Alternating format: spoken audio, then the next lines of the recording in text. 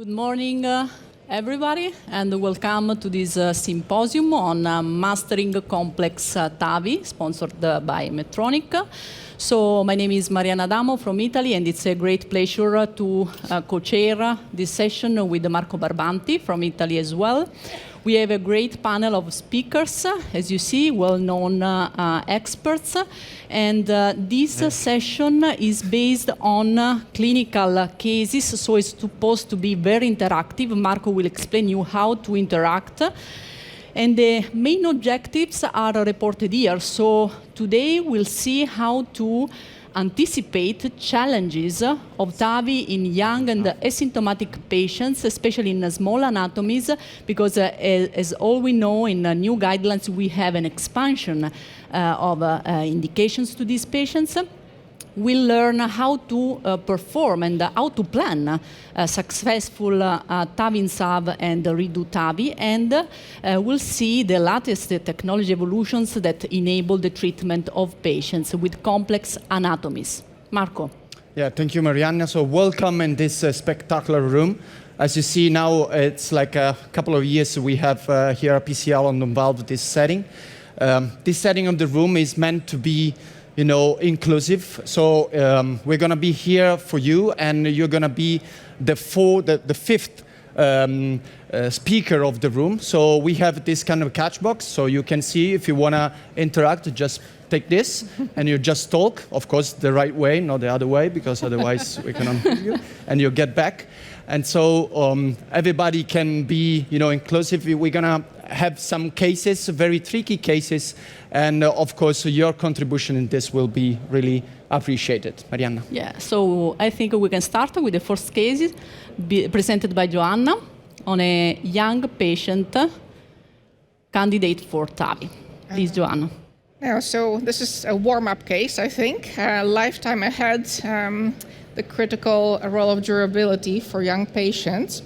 So this is a 73-year-old woman with dyspnea and chest pain, so not asymptomatic. She has a NIHA class 2, a history of hypertension, metastasized neuroendocrine producing tumor, but very stable and with good prognosis. So our surgeons were not so excited to operate on her. And her medications were just blood pressure medications, hydrochlorothiazide, losartan, octreotide for her tumor, and omeprazole. These are her lab values, a little bit of anemia, but other than that, normal GFR and actually a little bit elevated anti-proBNP. This is her ECG, so low risk of permanent pacemakers, sinus rhythm, and no other conduction abnormalities. And this is her echo. So you see sort of kissing walls, quite a bit of hypertrophy, but good pump function, a little bit of left atrial enlargement, I suppose, but not severe LV damage. And she has a classical high gradient aortic stenosis, no real reason to think this is low flow, low gradient, or I need to do additional workup to properly diagnose. Again, stage 0 to 1 LV damage, so very good prognosis in terms of mortality, and I suppose also recovery in terms of symptoms. This is her coronary angiogram. So she has some irregularities, especially in the mid-right, but the rest of the coronaries don't have focal lesions.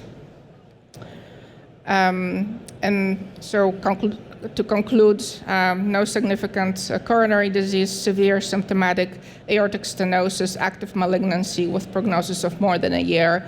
And so by the heart team, she was accepted for TAVI. I don't think anybody would do anything other than that. So we start our workup, and of course, even if it was surgery, we would also probably perform the CT scan just to do the proper planning. But she has very good femoral access, some calcifications, very little tortuosity, adequate diameters. Here you see the dimensions of the annulus and the LVOT, and it is small anatomy, so it's a perimeter of 71.4, area of 387.5. So typical smart patient, I suppose. And here are all the dimensions again, all across, also at the sinuses and then the STJ. And SOV diameters that are 27, 29. Height of the coronaries, 11 and 13, so not high risk of occlusion if you place the valve properly. And there's no calcium that is protruding into the LVOT. So this is sort of the summary of the dimensions. This is our choice, but I suppose what would everybody do in terms of procedural management based on the CT scan? Yeah, exactly. So how many people agree on this choice? Everybody? No, not everybody, eh? Who would have chosen an intraannular device in this case? Who thinks it's just whatever is fine? So whatever balloon expandable or self-expanding intraannular, supraannular will make any difference? Raise your hand, you think everything is fine. Oh, a few. Okay. And of course we have people who don't think. That's interesting, because it seems a really simple case, a really linear case, but it's not like this, because there is some challenges here. What is the body surface index in this patient? Sorry? The body surface area. I don't have it here, but it's low. It's it's a small woman of 160 centimeters. Okay. So, yeah. So basically, here we have a small woman who think, in terms of long-term perspective, think that the hemodynamic will play a major role in deciding what type of valve we're going to implant. Please raise your hand. Or is just who thinks that hemodynamics would play a role in deciding what type of valve we're going to implant? Nobody? Raise your hand who thinks this might be an option. Don't be shy. You're all shy, guys. We have to move a little bit. Too much. Too much. Okay. So you want to go back? You're going to go ahead to see how... Sure. Let me just also show you some. So we also did the same dimensions with FEOBS, because FEOBS now has a technique that also does the automated measurements for you, which you can still check later and adjust. And also according to FEOBS, this was, the perimeter derived diameter was 22.5, so it was appropriate for Evolut 26. And you can see here actually with FEOBS, let me just see if I can I play this by clicking on the file, because you see the high position here of the valve, right? And you see that if you actually place it a little bit lower, and with this lady and with her ECG showing no conduction abnormalities, and she also had a Midas of 4.5, we have a little wiggle room. And so you see here that when you position it a little bit lower, then or medium low, then you get better access to the coronaries for the future. Remember, she had this luminal irregularities in the right coronary in the mid, so you want to be sure that you actually can get to it later.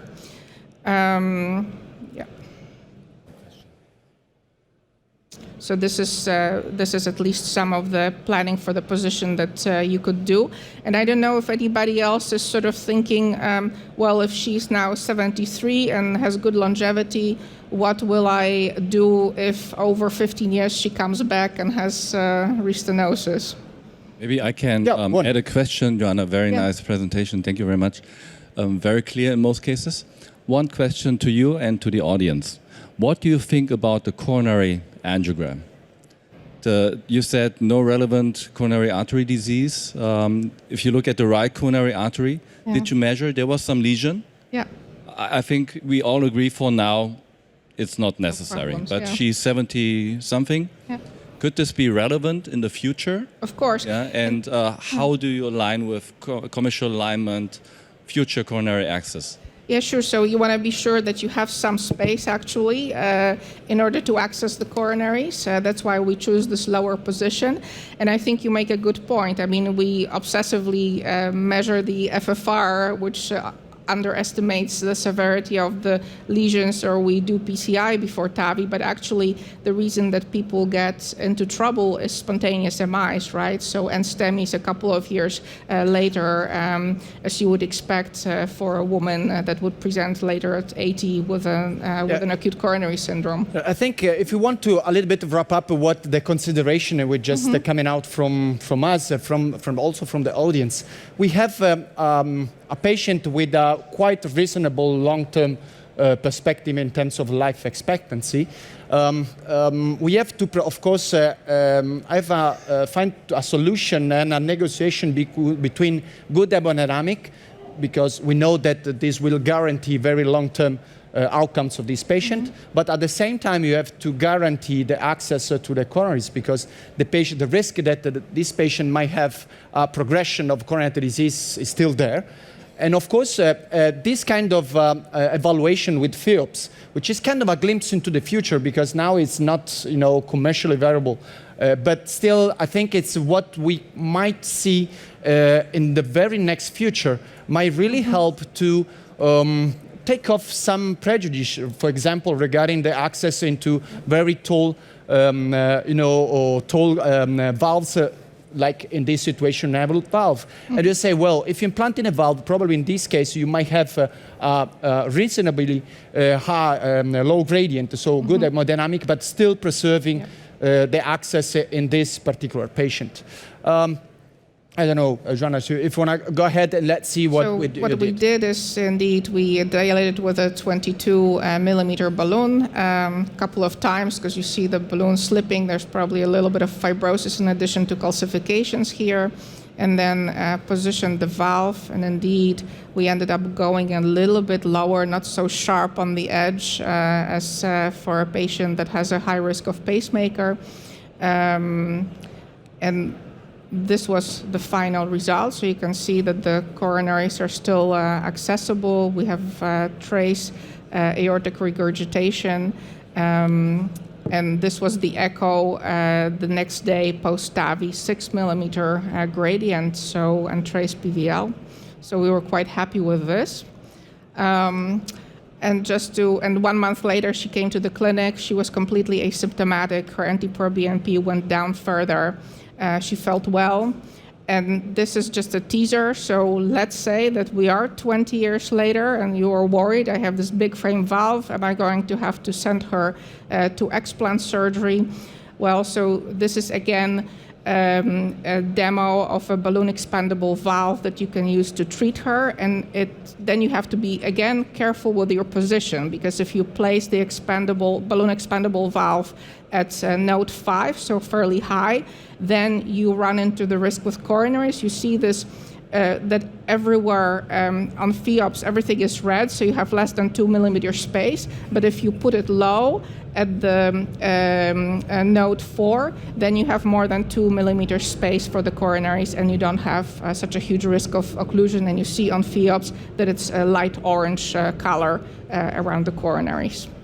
So excellent case. I think the first message is to guarantee a long durability of the valve. The second is to guarantee the coronary access. The third important message is to be prepared for a redo TAVI procedure, so to be sure that it will be feasible. This is really important. Thanks, Joanna. Thanks, Joanna. Okay, this was just an appetizer, and we decided to we have a question there? Oh, yes, please. So I know we're in a Medtronic-sponsored session, but how about the other way around? The S3, you have better hemodynamics with the Resilia. You would use a 23 millimeter. It's 16 millimeter frame height. So we would end up below the SDJ, and then you have a chance for future to do Evolut in the Sapien without compromising the SDJ, and you would have the coronary flow. On the other hand, in this scenario with the FIOPs, when you said you cannot go above the node 5. This is assuming that this patient would not have a stenotic lesion, and you would accept this leaflet overhang. But if she has severe calcification, and this leaflet overhang would definitely affect the hemodynamics afterwards. So it's just a thought. No, absolutely. Thank you. This is a very fair question. And I think the fact is, it's not just the sponsored session, but I think is here we are, regarding the coronary access in general, we had some prejudice that if you implant in a tall valve, you basically have no access to the coronaries, particularly in this small annulus scenario. So we want to demonstrate that actually this is not true for all cases, so it's not just a golden rule. And of course, there are some nuances. There are some situations in which, of course, the short stent might play a better role. The fact that the Resilia might have better outcomes, for sure, that's we're going to see in the longer term if this is confirmed, for sure. But I think the concept here is to stay away. I think at this kind of valve, it may be open to either valves with the reasonable results in terms of access, in terms of hemodynamic. Well, in terms of hemodynamic, we have at the moment some results that say that the supraannual valves might have a better hemodynamics than intraannual valves. Let's see if the Resilia will overcome, will reduce this gap. This is up to the future to demonstrate this, but I definitely agree that this is a consideration. The major point of this case is to stimulate the audience to think about such of aspects of a apparently simple case, because this was a very regular case. But just to say, there are so many considerations to make that it can make this more complex. And of course, what you said is also another aspect of the audience. Please, Sebastian. So right. I say that we presented a simple case now, just rise the complexity of procedural, and let's see what have for us. I will try to. These are my conflicts, and let's jump straight into the case. It makes it a little bit more complicated because it's my neighbor. That lady lives 200 meters down the street. We met in hospital. She got to know that I'm the plumber of the region, and that's her valve issue. You see a high degree aortic insufficiency. It's a flail cusp running through, and she was on NYJ class 4. She was fine 2 weeks before, and it started all in one night. And if we have a closer look at this aortic root shot, we see on the CT scan, it's a single image, and we will show further images that you have a severe issue here. You have a stenosis, and then you have something at the coronary uptake, and you have the valve. The reason for that is that in 2006, this patient got a Bentall surgery with something which is quite rare. I don't see it very often in my daily practice. It's a stentless shell hypothesis in an aortic valve conduit. So if you look at the CT scan, well, we see the challenging aspect of this, because at the height of the graft junction, so where the native aorta was sutured to the graft, you have a severe stenosis. And on top of that, you have an almost 90-degree angle, which you need to pass. So this is the anatomy we are confronted with. So my first question, or the second challenge actually, is that at the height of the annulus, we have a very narrow anatomy of 18.5 to 18.7 millimeters. So that's going to be the challenge of what valve are we going to choose. Are we going to go intraannular, or are we going to go supraannular? So that's my first question to the audience. What type of valve are you going to choose? Well, so I told you this is a very tough case. So we have 3 options. So I would say, okay, this valve is really a good anatomy for a balloon expandable valve, in this case at 20 millimeters. Please raise your hand. Don't be shy, not this, like this. Okay, we have a couple, okay. We think an Evolut, in this case, Evolut FX Plus 23, please raise your hand. Okay. Other valves, what other options here in the audience, please?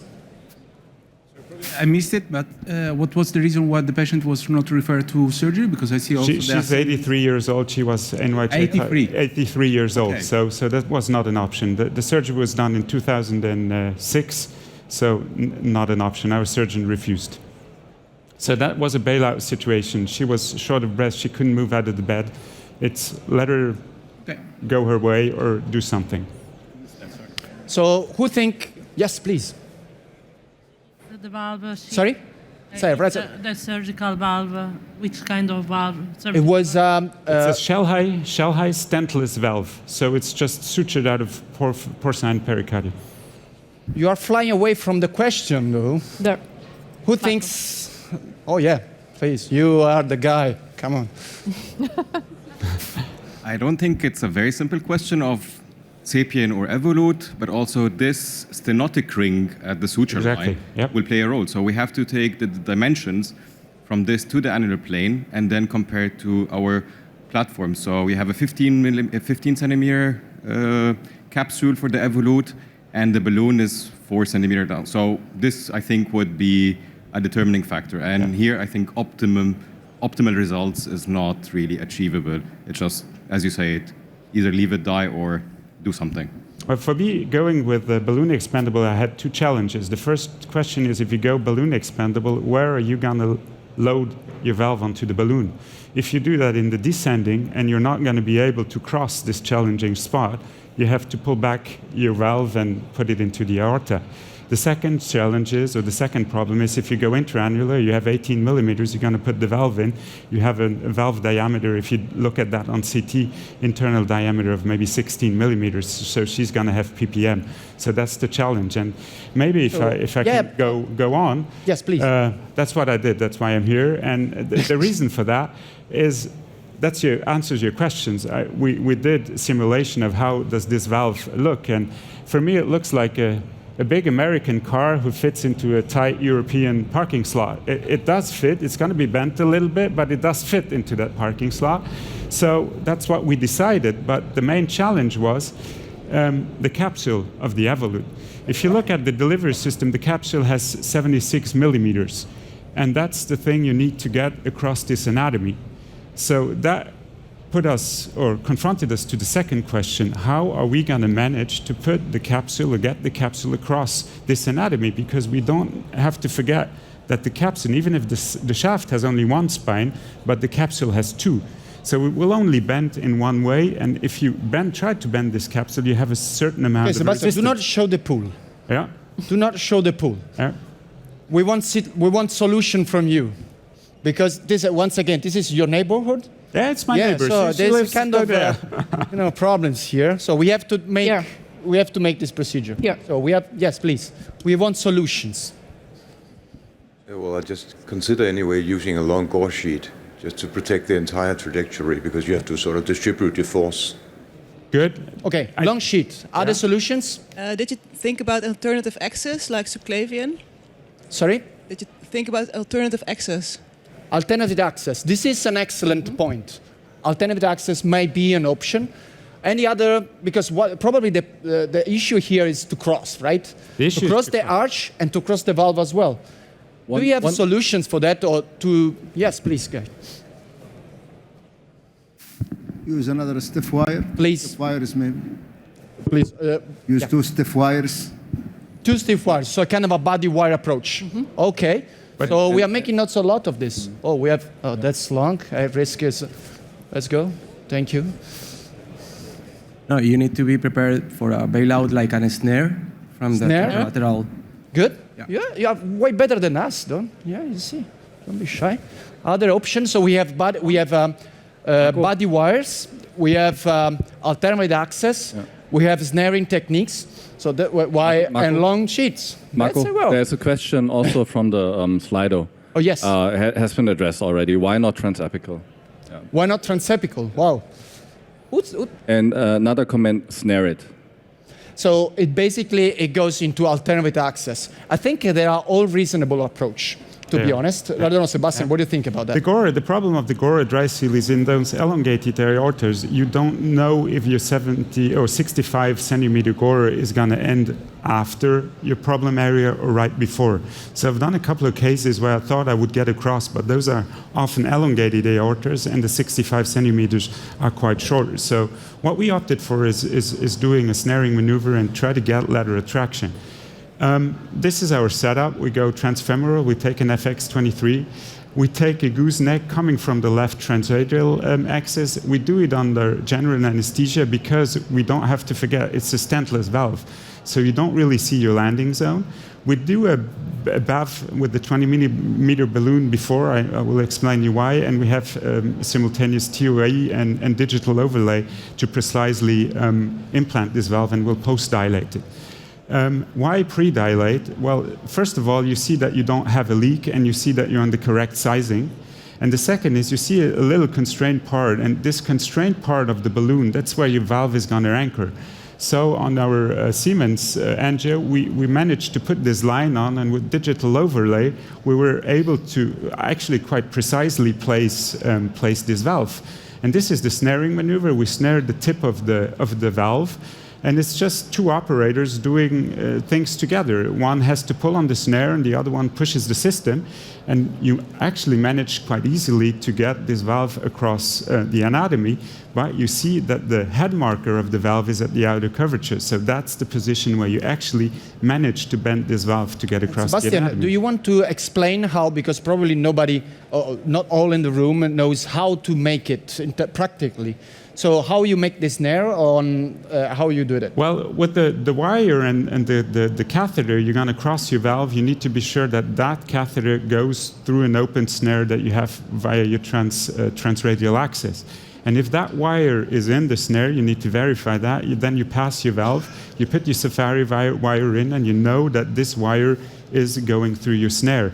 And the other pigtail that you use to inject contrast, you have to be sure that this wire is out of the snare. So actually it takes only a couple of minutes to get this set up. This is a point, because I remember that my first case when I did this snaring, it was a valve-in-valve, and of course this is something that you have to do at the very beginning of the procedure. You cannot just go with the wire into the ventricle, you realize that you have difficulties in crossing a valve, and then put the snare afterwards. You need to repeat everything again, to start it again, and then sometimes when you spend like 1 hour to cross a valve, it is really frustrating. So if you anticipate any issues in crossing a valve, I think this is the best one of the best option, but do it since the beginning of the setup of the procedure. Please, Sebastian. Can I ask, Marianna, which measure of the snare did you use? Which measurement? 30 millimeters. 30 it's millimeters. 6-French system, so it can go through a translator approach. And I think it's really important what you pointed out regarding the position, because it's not always easy to use the snare, and the right position is crucial to reach the result. Yeah. The biggest risk, I think. One question. What do you do in patients where radial access from the left side is not possible? Then you go transfemoral, but you pull on the whole aortic arch. Contralateral or contralateral? Contralateral. I grab it in the bifurcation and then go. I mean, the main risk here is to have stroke. That was the main issue I had as a complication. And going out and going in and then put the snare into a second procedure, you always try to cross the arch, and then the stroke comes into play. We had TOE, so we see our landing zone. We did it with the digital overlay. That's a great tool we had, and actually it was very uncomplicated to deploy this valve. It's one hit, and we landed correctly. So we saw on TOE that we have no interaction with the anterior mitral leaflet, and the release maneuver was easy as well. So you see on the right side of the image that the valve is actually going to pop up the way as we expected. So you see the pop up, and actually it was a quite uncomplicated procedure once you had a good plan. If you look at our plan, we said we're going to post-dilate. Why are we going to post-dilate? Not to modify the native anatomy, but just to get this valve to adapt. Because if you gain 0.5 millimeter, of expansion of this valve, you're going to gain a good or get a good gradient and get a good hemodynamic result. So that's why we post-dilate it. And if you look at the result, we had a gradient of 9 millimeters of mercury 2 days after the procedure. You see only a trace of paravalvular leak. And the lady came to us a week ago. So on the right side, you see what we planned. And on the left side, you see actually the CT scan 3 months after implantation. And you see that it kind of exactly fitted in the parking lot where we wanted this big American car to fit in. Thank you. Thank you.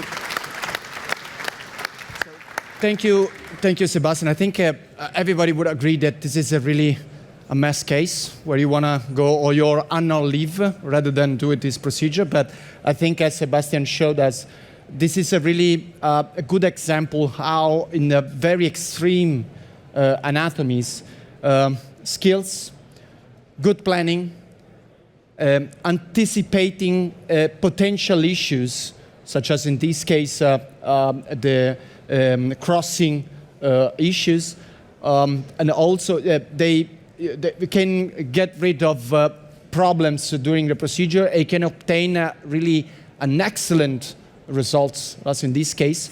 I don't know if anybody, yes, one. Marco, there are two questions from the Slido. Do we actually see the claimed coronary alignment and commercial alignment in real-world practice? Do we see that in post-op CTs usually? One question, and difference in the capsule rigidity between Evolut and Navitor. Sebastian, you want to reply to that? The first one, yeah, we could have seen it. It was quite decently aligned. I didn't show it on the images, yes, but we could have seen it. The Evolut valve is rigid on the capsule. It only bends this way or the other way around. It will never bend sideways.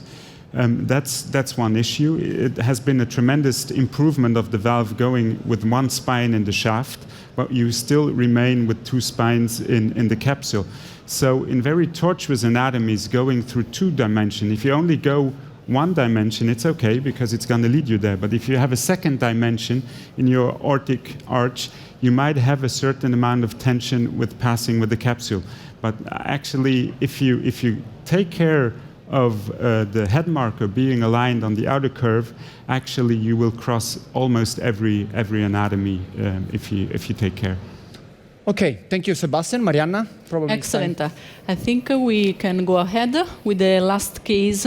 Is a redo TAVI case. Yeah, thank you very much. Where's the pointer? Yeah, my case is not as spectacular as Sebastian's, but I hope you will enjoy it, and there are still some learning points.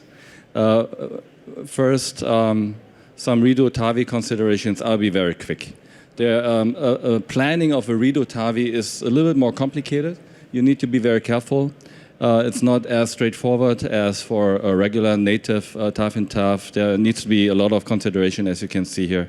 Do not need to go through all of those points. Look at the index TAVI, what happened, which valve, implantation depth. And for the redo TAVI, we need to look at the risk plane, which valve do we choose, which position do we need to do leaflet modification. And I think there is a wide spectrum of redo TAVI. On the left-hand side, there's a scenario, very large annulus. I think you could probably do redo TAVI 2 or 3 times. So probably you could cover 20, 25 years. On the right-hand side, very difficult, complex anatomy, very small. So probably redo TAVI for any kind of valve will be very difficult.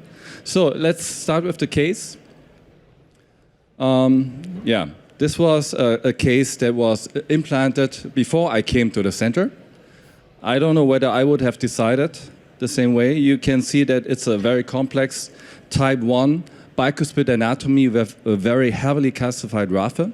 It's not the primary indication, but probably there was some reason to do TAVI in this case, right? In young patients with such a complex hostile anatomy, you need to think twice before putting a TAVI. And as you can see, the patient came back after 5 years, so early degeneration. And if you look at, can you repeat the implantation? So you need, sorry, the sizing was not shown here.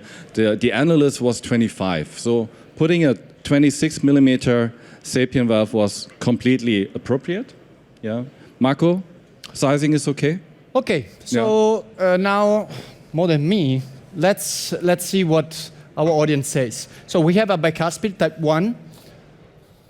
Do not go into why this patient had a TAVI, so just this is not the aim of this part of the session. So let's talk about the indication for type of valves. So who agrees with this choice? So with this patient and valve selection, raise your hand. You will say, okay, this is what we have done. Raise your hand. Okay. Always shy, huh? You have a shy audience. So who think will say, I would do something different? Please, would you extend this? This is a very complex case. As you said, this is type 1 bicuspid aortic valve with bizarre calcification of Raphe, and it should be considered for CABG or AVR and anything, surgical intervention. But if we mass do TAVI in this case, sometimes we have to do. Yes, yeah, okay. We have to do. There is LVOT calcification there. There is cylindrical type of bicuspid aortic valve with the same size aortic annulus and the ascending aorta. And there is a very bad spin of that calcium, as you see in the upper left view. There is it's like a pin, you know, and with balloon expandable valve, I think it's going to rupture the aortic valve. So if I'm doing this case, I definitely choose self-expanding. Yes. Okay, so our friend said, in this case, I would consider one aspect which is crucial, which is the risk of annular injury because of this chunk of calcium, which is absolutely reasonable thought. Any other things? Any other? Yep. No, with this one. Do you predilatation of? I would have shown you if there was had been a predilatation. There was no predilatation. We could discuss also on the indication, but also on the execution, right?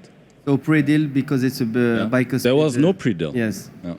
So really excellent point. And also no postil.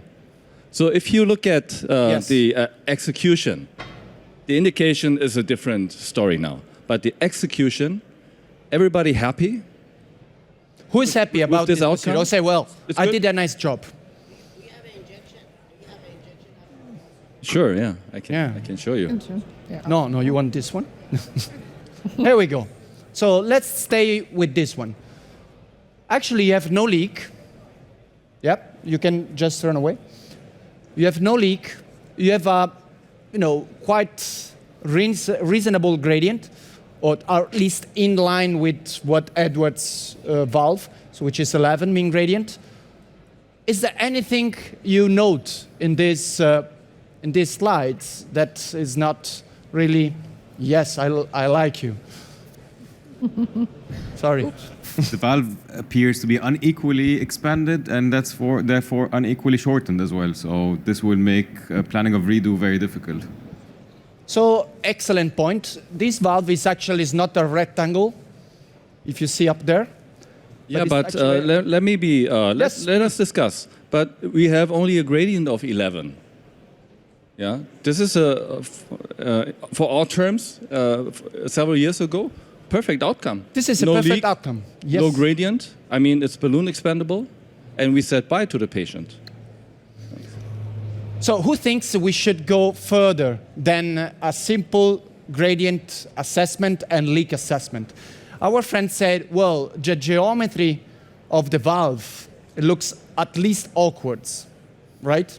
So we have not a fully expansion of our frame. The question is, does it impact on valve function on a midterm, even short term? Who thinks it might impact on short terms? So, who thinks not? Who thinks not? Oh, we have a not. Now explain why not.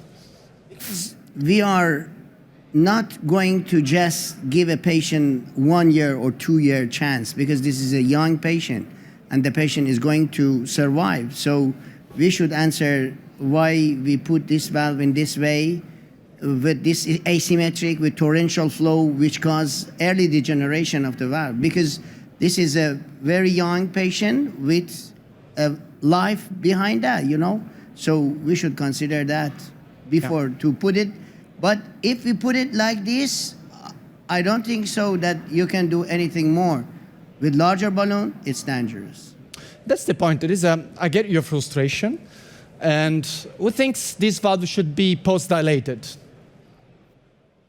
Raise your hand, you think that post-dilated. What the risk of post-dilatation in this case? Because actually we want to have the patient out from the room, out from the cath lab. Which is the potential risk? Rupture, right? So, one. I mean, you're the master of annular rupture, right? Yeah, not because I had too many. Yeah, I had. Thanks, one, for in terms disclosing of publication. Not that you have a lot of annular but ruptures, I had right? to. Yeah. I had to. Yeah, but the primary goal that we have in any kind of procedure, we have to keep the patient alive. So we need to have a safe procedure. And then there's a hierarchy of treatment goals that we have. The second, of course, we want to have a good outcome, no PV leak, a good gradient, etc. And then we think about lifetime management, good valve expansion. And this is what has been missed in this case, because you can see there was a follow-up of the patient. And I think this is very interesting what happened. You can see it's 5 years ago, valve was implanted, and the patient was followed up every year, and they looked at the gradient, and you can see here, it increased from 11 to 19 after the first year, and then 20, and then there was a jump, and you can see no reaction, nothing happened. Why? Because the patient was asymptomatic. And I think the concept behind it was because the gradient is below 40. Yeah? So we don't need to do anything. But you can see also the patient was on ASA all the time. But what happened next? The patient was admitted with acute valve syndrome. Yeah? It's a new terminology. Yeah. And I have to say that looking at these slides, just because I'm an expert of rupture, as I say, I know. Look at on the bottom right-hand slides. In case we have post-dilate this valve, I think the risk of rupture is really remarkable. But actually, the rupture, it doesn't occur in the part of the calcification, but basically occurs on the opposite part, right? So I think, to be honest, not to post-dilate this valve was a wise choice, I have to say. Can I just ask you something? I mean, you already knew at 1 year, actually, that this patient will be in trouble, right? Because their gradient increased significantly. So wouldn't it be better to have done the CT scan at that 1 year? And if you saw HALT and other problems and under expansion, intervene then? Yeah. Because you were too late. You've wasted money making echoes every year, and you were too late. Yep. I mean, echo is not expensive, I think. It's not only the labor of, I don't know. The one, go ahead. But you are completely right. It was completely ignored. Yeah? Or, I don't know, ignorance, and maybe because of the wrong concept, that you have to wait until the gradient is 40. Yeah. This is wrong, because after 2 or 3 years, it's too late. Yeah? And probably, if we had put the patient on oral anticoagulation in the first year, maybe the whole course would have been different. I don't know. I cannot look into the future, but I thought this is very interesting. It's kind of spectacular, don't you think so? And you can see the expansion of the valve. It's fully underexpanded. 26 millimeter valve and 22 millimeter expansion. It's way too small. I don't think that it's meant to work in such a frame. Okay, well, let's see what you did. So we did, and we can discuss. So putting the patient on oral anticoagulation after so many years is no option. Yeah. Of course, I look at whether there was a jump. Even after 5 years, there could be leaflet thrombosis. You cannot rule out. Some put the patients on oral anticoagulation before doing TAVI because there might be some residual thrombotic elements. But in this case, there was no other option. And now we can discuss, I don't know whether we have time, who would have done balloon expandable device versus self-expanding device? We can discuss. Okay. And what about lesion preparation? Yeah. So in this case, we did or pre-dilatation. Is it dangerous or not? So who has done balloon expandable valve in this patient? Balloon expandable? Balloon expandable, 1, 2, 3, nobody. We'll say self-expanding device in this valve. Okay. Okay, I'm very glad that you approve it and yeah, did no mistake. Balloon, as one said, and it's very important, balloon pre-dilatation of this valve, which means post-dilatation of the first one, right? Yeah. So pre-dil, yes. We are pre-dil. We want to expand this. Suppose you don't know that it's just going to be calcific. You probably there's some fibrosis of the native of the initial TAVI, so you probably want to see how that is. I think you're going to have to see how that is. You don't have enough force with the self-expanding valve just to see that you're able to open up the previous TAVI. Okay. Another option may be to use an undersized balloon to predilate that for enhance the safety of the procedure. So you want to show? Yeah, I mean, this is straightforward. We used a balloon. I think it was semi-compliant. It was not too large. It was 22 or 23, not to overstretch.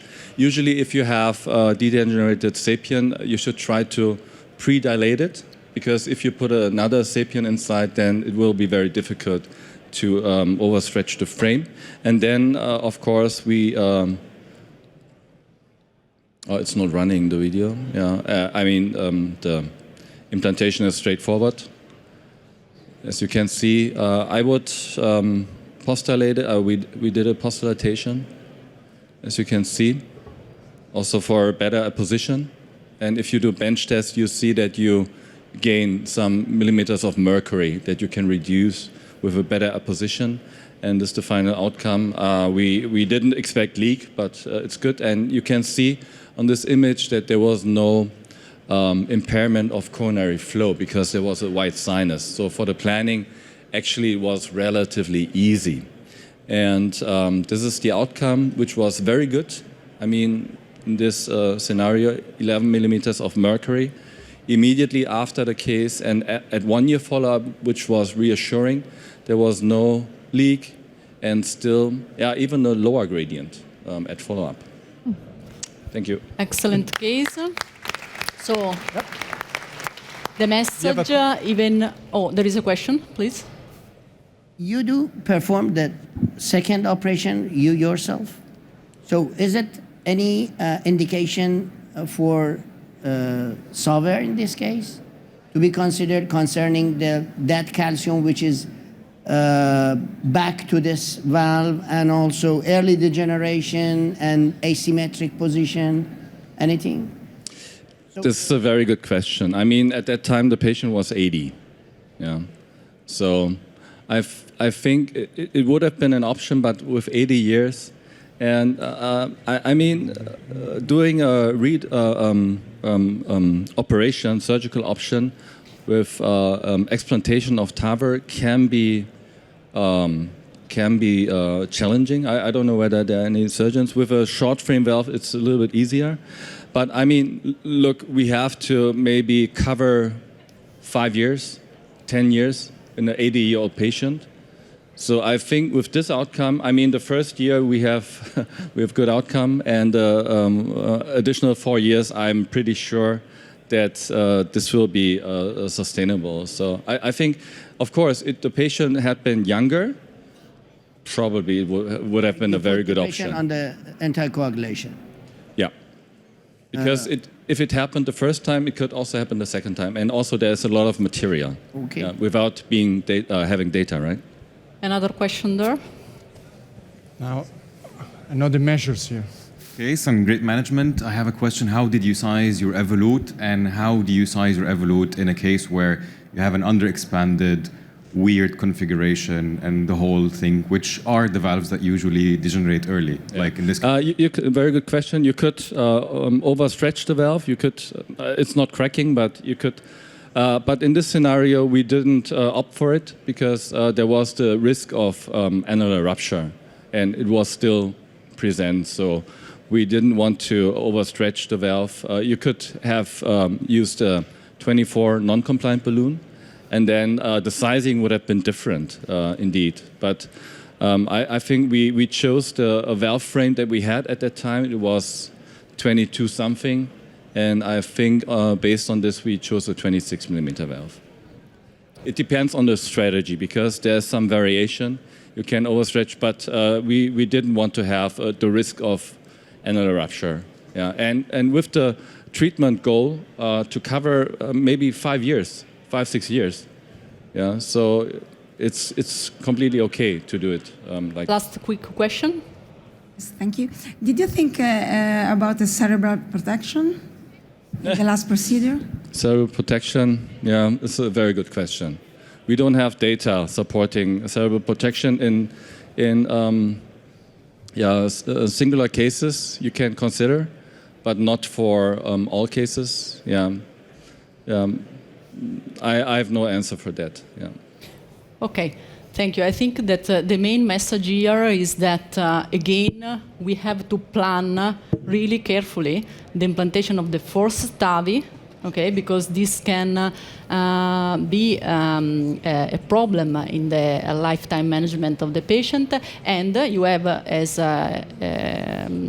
the colleagues have done, be very prepared in the redo TAVI procedure, in the planning of the redo TAVI procedure. Now, the last presentation delivered by Marco on the innovative features of the Evolut FX Plus. Yeah, thanks, Marianna. This is kind of a summary in terms of technology, what we have. We had 3 very challenging cases in terms of a brainy case. The first one, apparently simple. The second one is a very complex case.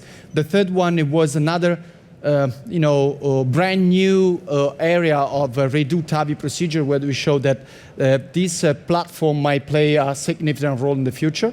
But it's very important to start from the very beginning, because when we are talking about valves, and of course we are talking about long-term management of these valves, long-term management of our patients, we need to consider that evolution of technology is just very fast, but we have to consider when we assess outcomes today, it's something that we assess of valves or platforms that is done like 10 years ago. And basically what we have in terms of long-term, very long-term outcomes of valves, the core valve system from the Notion trial say that this performs quite well and actually even superior as compared to surgery, and also with a very low rates of bioprosthetic failure. And I think that this is very important because when we are evolving the technology of our valves, we have to consider that it's very important that we don't have to start from the beginning, because otherwise all the data we have, they are absolutely useless. So what is important that today's platforms, which is the Evolut FX Plus, basically is a very, the same platform or the original core valve where we have long-term data. And we know now the new design of the valve is basically the same. The innovation of this last version is to have this big hole into the frame that enhance the cannulation of the coronaries, because we know that one of the issues with the old Evolut FX Plus platforms is that you have these small cells, and crossing these cells might be very challenging. So basically the Evolut FX Plus overcome this limitation, but still maintaining the properties of Evolut FX platform. We know that today we have 4 dimension, 23, 26, 29, 34. Basically, you have a reasonable high hole to get our catheters in. And it is very important because even though we are not able to obtain a perfect coronary alignment that might happen today, even in like 10 to 15, even 17% of patients. To have these open cells guarantees you to have a very easy coronary access, even though you don't have a perfect coronary and a commissural alignment. Also, it's very important to see that this big hole in the frame is very highly visible on fluoro, and you can see here by aligning the valve how this is very well displaced on fluoroscopy. I'm not an engineer, but I think it's important for us to be reassured that this kind of new frame and cut of the frame basically maintains the properties of the original frame. And this was also not just theory, but it was confirmed with some tests on the device where basically the Evolut FX Plus performs the same way as in original Evolut FX. So this is, for example, some leaflets asymptomatic frame deformation in vivo and the response surface model and frame structure integrity testing.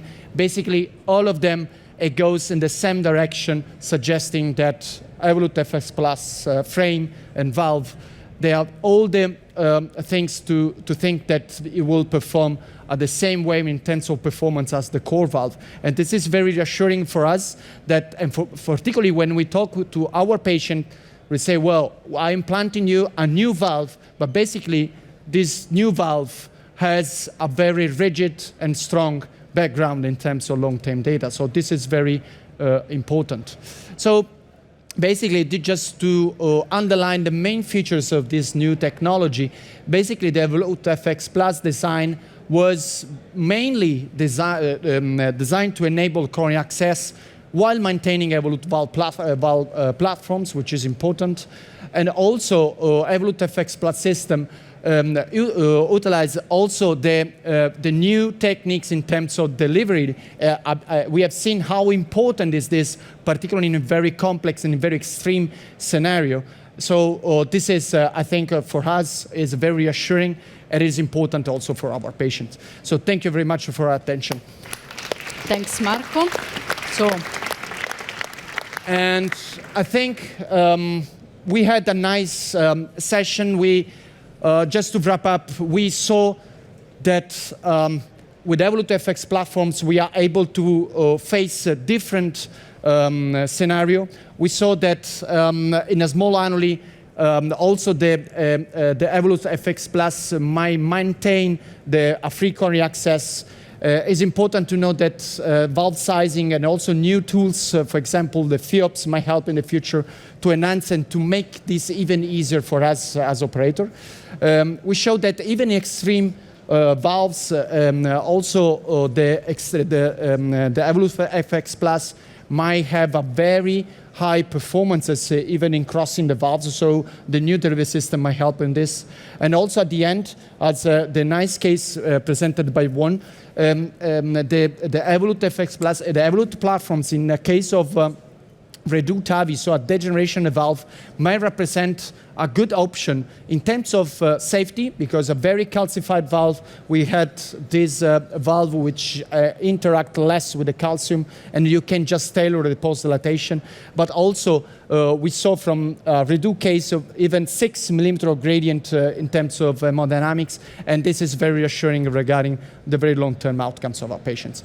So really, thank you very much for following this session. I really hope you enjoy the rest of the meeting and see you around. Thank you.